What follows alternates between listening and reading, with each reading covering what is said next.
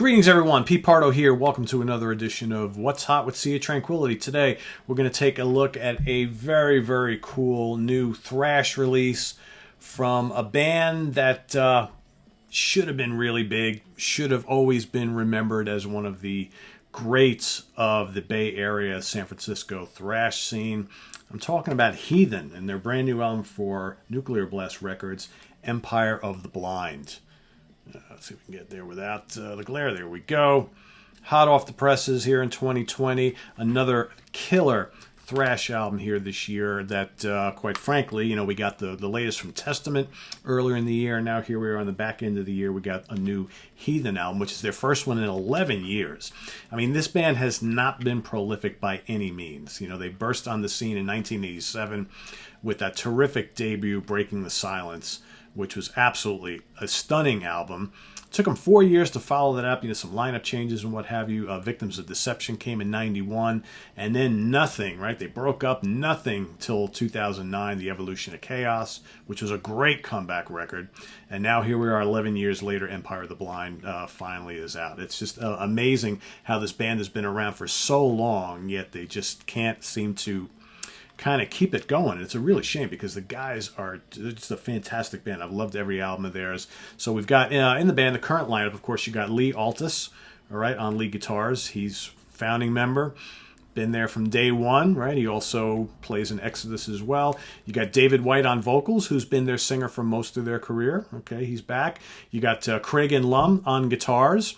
Okay, he's been in the band since the late 2000s, early 2000s, I should say. Jason Mirza on bass, and on drums, Jim DeMaria. So those two guys that I just mentioned, fairly new to the band. Jason and Jim have only been in the band for about a year or so. Cragen has been in the band since 2007, but Lee and David are longtime members of the band. So let's take a look at this one, all right? So there, like I see, you got the cover, you got the back cover. Let's open up this little booklet here.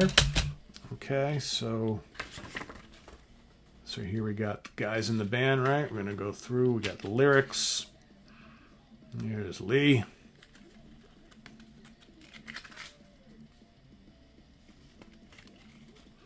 Here's the whole band right there for you.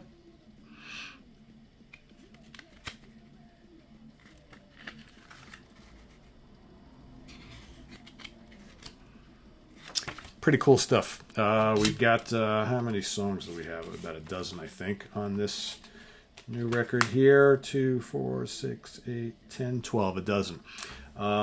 Pretty cool. Great production.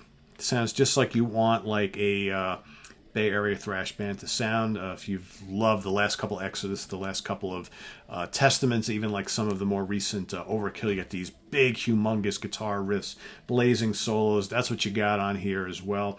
A lot of great songs on here. Empire of the Blind, the title track is awesome. This Rotting Sphere, which kicks it off, really cool. You've got the monstrous Shrine of Apathy. The Gods Divine is another rager, and the songs kind of fluctuate between, pedal to the metal thrash rippers, which is what you'd expect from a band like Heathen. A couple of the tunes are kind of like a little moodier. You get Devour, right, which have some kind of, light guitar arpeggios, lots of atmosphere, and then kind of moving into, more of a pulverizing climax. You got Sun in My Hand, Dead and Gone. Monument to Ruin is the closer. Blazing guitar solos. One of the things I've always loved about Heathen, which again kind of follows in line with many of the bands who were from, the San Francisco thrash scene in the 80s, specifically I'm talking about Testament and Exodus. Absolutely blazing guitar work.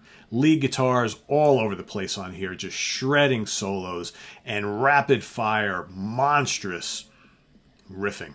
Okay, and you got the steady, tight rhythms blasting away underneath. And I got to tell you, David White, really good singer. Really good singer. I mean, this band just sounds so professional. You listen to this album, you're thinking, oh yeah, these guys probably have a dozen great albums under their belt. Well, they don't. I mean, that's the crazy thing. It's almost like they've saved it all up for each of their releases, because all 4 of their albums are exceptional. It's just a shame there's not more of them, right? But yeah, Empire of the Blind, super crunchy. Speedy when needed. It's not, but the whole album is not, breakneck pace, which is great. A lot of variety on here, and stellar production, huge guitars, huge guitars. The songs are really melodic and memorable, which is great. The riffs are absolutely crushing and also memorable. That's the thing about, one of the things I've loved so much about like modern day, again, I keep bringing up, Testament, Overkill, Exodus, those three, especially those three, is that these are legacy bands who are coming back and creating some of the best albums of their career. And the songs are so memorable. The riffs are so memorable. It's not just, fast for fast sake thrash tunes. These are just great, great heavy metal songs. Some are fast, some are slower. Some are even kind of progressive, with the real intricate and complex passages and arrangements. But, man, shredding solos, monstrous riffs, great vocals, memorable songs, lots of melody, just enough atmosphere. I dig it. I dig it. So happy I picked this up. Quite good. This is an easy, 4 out of 5. 8 out of 10, whatever the hell you want to, however you like to rank them. Easy peasy right there. Definitely going to be one of my favorite metal albums of the year. This is just terrific. I've been listening to it constantly since I got it a couple days ago. Check it out if you are a thrash fan.